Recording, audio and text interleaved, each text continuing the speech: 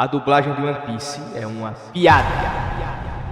É, com esse início, muita gente já deve ter ido me xingar nos comentários sem nem ter visto o vídeo, mas vamos lá. Pra você que ficou curioso com esse tema, você deve no mínimo querer saber os pontos que eu tenho, pra poder explicar o porquê desse meu ódio mortal, entre várias aspas, com a dublagem de One Piece e tal, já que é uma dublagem muito elogiada atualmente e que basicamente é intocável. Você não pode falar mal em hipótese nenhuma, tá ligado? Você tem que ficar calado.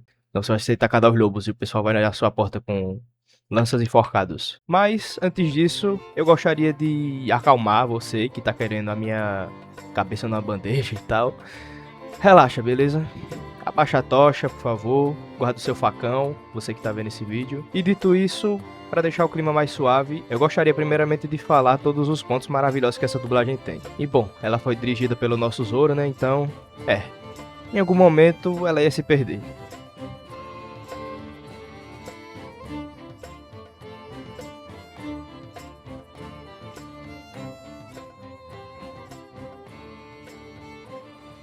Voltando, desde a época em que o anúncio da dublagem era só especulação, eu tava por lá. E não só como um fã de carteirinha do One Piece, mas fã da nossa dublagem em si, que por sinal é a mais elogiada do mundo. Acredito eu, né? Eu na época mesmo empolgado tinha muito receio em relação à dublagem, como muitos da fandom, né? Mas eu tinha muito mais esperança que ia sair algo bom do que o pessimismo podia estragar. Então na minha cabeça, se saísse algo melhor que a dublagem antiga, já tava valendo. Então você deve estar pensando, Sim, falou, não chegou a lugar nenhum, porque você não gosta da dublagem. Deixa eu dizer que você é burro, deixa eu dizer que você é burro. e cara, eu vou chegar lá, não se preocupe. Primeiro vamos para a próxima linha do tempo, em que o diretor foi escolhido para fazer a escalação de cada personagem, beleza?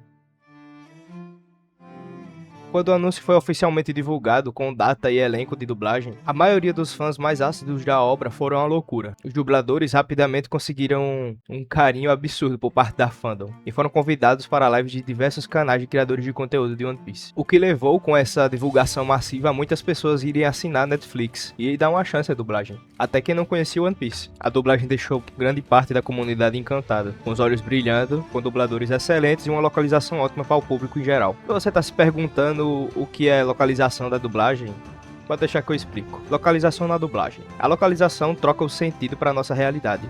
Pense desse jeito, não é só traduzir. Em vez de deixar uma piada americana ou japonesa que ninguém conseguia entender, eles trocam por algo que faça sentido com o Brasil. A adaptação seria transformar tipo hot dog em cachorro quente pra cá, ou transformar uma gíria de Nova York ou do Japão em algo daqui. O objetivo é que o brasileiro sinta a mesma emoção ou dê a mesma risada que o público original, sem parecer algo estranho, robotizado ou forçado. Em resumo, é o que faz a obra estrangeira falar a nossa língua e parecer que foi feita por aqui. Isso foi feito sim em One Piece, mas ao mesmo tempo não foi. Deixa eu explicar. Houveram muitas mesclas com a linguagem nativa aqui do Brasil e com a linguagem japonesa em si, como o Fruto do Diabo, que é a famosa Akuma no Mi, e os Chichibukais, que foi localizado como Corsários do Mar. Os 7 Corsários do Mar, para ser mais específico. O que acabou não acontecendo com os golpes, né? Eles mantiveram os golpes como as traduções originais, como originalmente eles são chamados, como o próprio Gomu Gomu no do Luffy ou o Onigiri do Zoro, a maioria dos golpes do Zoro e dos Mugiwaras em si, até mesmo os próprios vilões e personagens secundários. Os termos, traduções e a maioria das localizações ficaram excelentes, mas a minha choradeira com a dublagem de One Piece é um pouco diferente. Você lembra de Yu Yu Hakusho?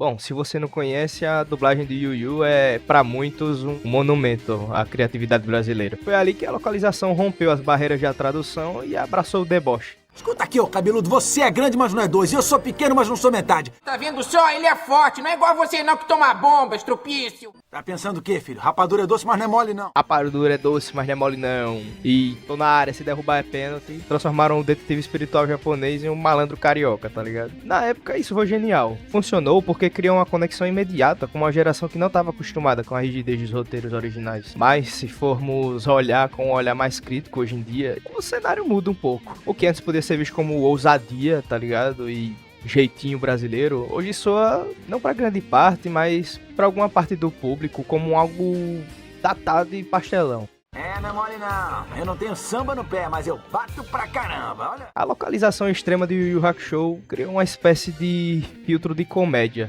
sobre a obra que, no original, tem tons mais sombrios e dramáticos e, ao transformar cada momento de tensão em um festival de gírias dos anos 90, a dublagem acaba datando e ela fica presa a uma época muito específica do Brasil. Para o espectador moderno ou para o fã que busca a essência que o Yuichiro Togashi escreveu, esse excesso pode parecer infantilizado.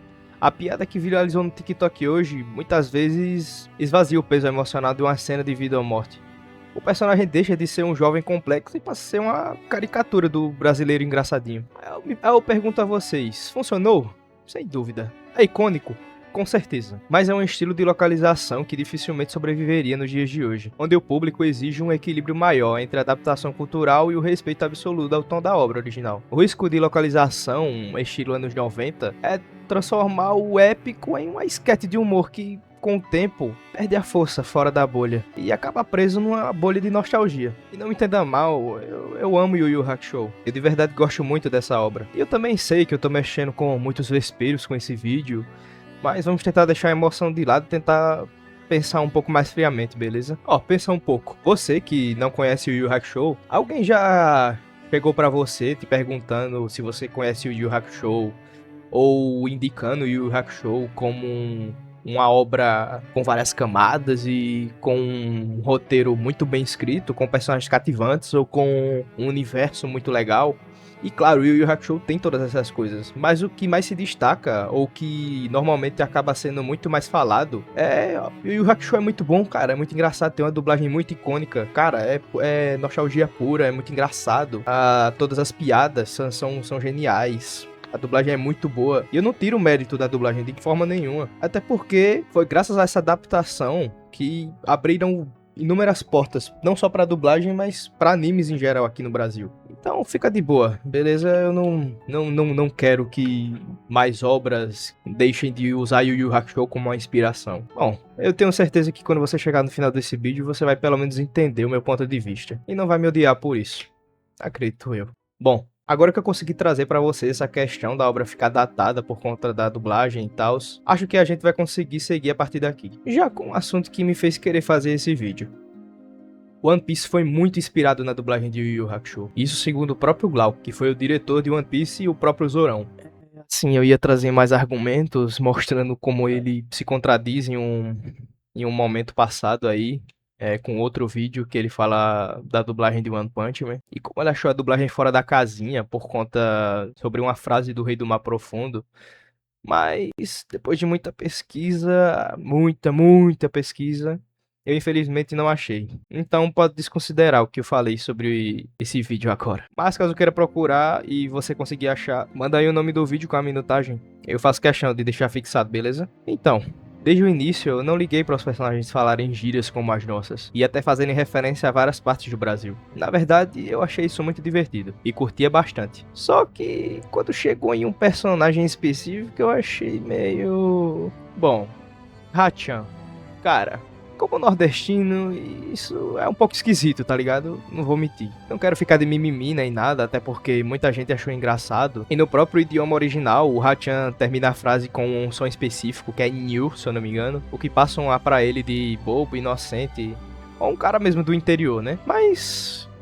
cara, tudo bem se fizesse algo nesse tom meio nordestino de cara mais inocente e tal, mas convenhamos que saiu dos limites. Eu reforço aqui que eu não fiquei ofendido e de maneira nenhuma eu também não acho que foi de mau tom, mas acredito que forçar uma identidade nordestina tão caricata e insistente só porque se trata de uma obra mais bem-humorada, eu achei um pouco desnecessário, não vou mentir. Ainda mais com o que veio a seguir. Zoro Sola.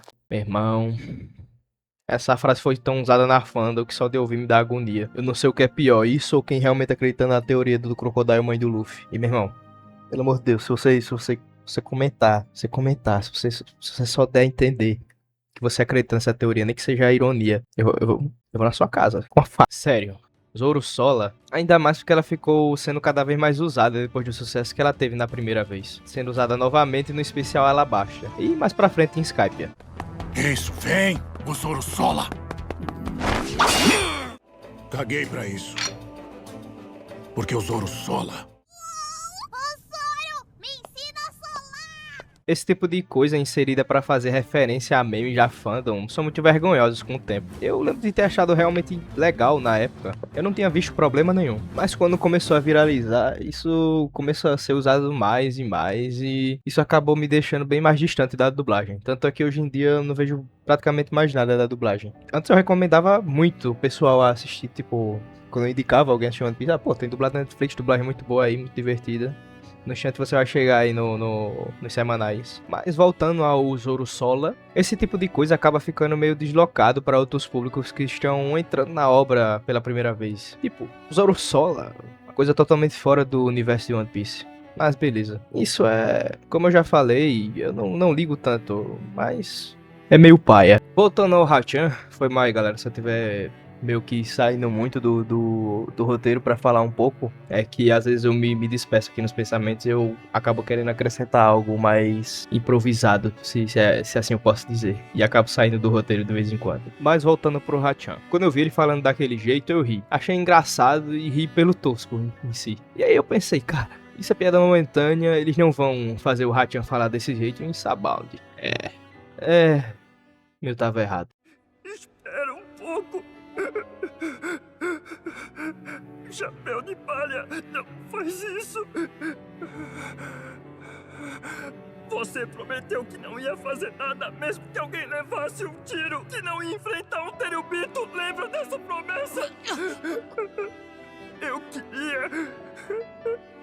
queria fazer alguma coisa para recompensar a Nami, mas eu só queria poder ajudar vocês aqui. Eu sabia que desde sempre eu fui atrapalhado. Desde que a primeira leva de dublagem saiu, eu tava assistindo as temporadas, pra ver como o Sabaody ia ser adaptado. E eu tava ansioso pro momento do leilão dos escravos em Sabaody. Mas quando eu vi o Hachan falando daquele jeito, em um momento tão sério e tenso, eu senti uma facada no meu peito, cara. Não vou mentir, eu fiquei meio puto, sério. Porra, pra mim...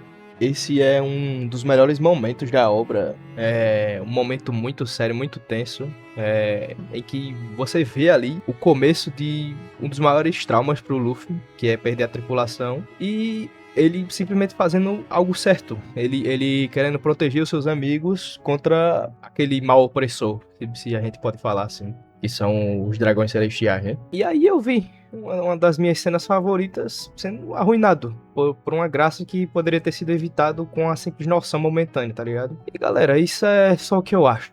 Foi o que eu senti na obra, acabou me tirando do anime em si. Pareceu que eu tava vendo sei lá, só não pareceu real aquilo ali. E me tirou completamente da imersão daquele momento. E bom, eu posso estar se passando, amanhã... talvez minha opinião mude. E galera, claro que a gente ganhou na loteria com essa direção. Eu sou muito grato pela dublagem. Poderia ter sido um desastre completo, mas graças aos profissionais dedicados envolvidos com esse projeto, o One Piece pôde chegar em muitas pessoas. Eu consegui fazer meu irmão ver One Piece comigo graças à dublagem. E ele mesmo achou muito engraçado o Hat falando nordestino, né? Mas enfim, eu não quero passar uma imagem de ingratidão e rage bait gratuito pra vocês, de um cara que tá falando algo contra o que as pessoas normalmente pensam pra dar engajamento e views. Na verdade não. É realmente só uma opinião que eu tenho. Talvez burra pra você, mas acredito que cada pessoa tem sua maneira de interpretar as coisas e de absorver elas também. Acredito que muitas das experiências são mais individuais do que qualquer coisa. Então, agora que dei meu ponto, eu deixo uma pergunta pra você que tá vendo esse vídeo. Eu sei que o Glauco nunca vai nem sonhar em ver esse vídeo, e se ver vai sair pensando, ah, foda-se, que esse merdinha tá falando aí, se foda esse cara aí. Se fuder. Mas eu não culpo. Então, a pergunta é, você acha que a dublagem vai seguir esse mesmo caminho no remake? De colocar essas galhofadas pra viralizar no TikTok? Eu quase esqueci de mencionar o Hachan falando Bora Bill. Que merda foi essa, Glauco Marques, seu Marimo desgraçado? Que negócio asqueroso. Por que você não tá querendo que a gente compre? Por quê? Ai, meu pai! Depois eu explico o motivo, não se aperrei. Bora, Bill! A gente vai alugar mais duas. Bora, Bill! Bora, Bill! Retiro o que eu disse. Eu me senti ofendido. Eu me senti ofendido com essa adaptação do Hachan, sim. E, bom, Pra você que chegou até aqui, eu agradeço do fundo do meu coração. Espero que você tenha dado algumas risadas aí. E que não tenha ficado com os nervos à flor da pele aí, nem tenha me xingado até minha 8ª geração nos comentários. E bom, nos vemos em breve. Talvez. Valeu, rapaziada.